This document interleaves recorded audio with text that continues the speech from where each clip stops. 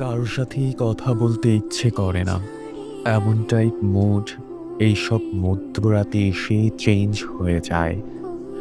Home page YouTube ঘুরতে ঘুরতে বিরক্ত হয়ে আমরা নিজের অজান্তেই ভাবতে শুরু করি কথা বলা দরকার কারোর সাথে, যাদের সাথে কথা বললে শান্তি লাগবে এমন কাউকেই পাওয়া যায় না।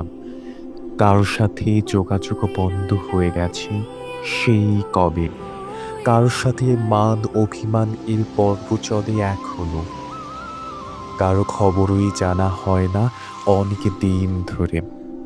তাই কথা বলার ইচ্ছে জাগলেও কথা বলার মতো কাউকেই পাওয়া যায় না এখন।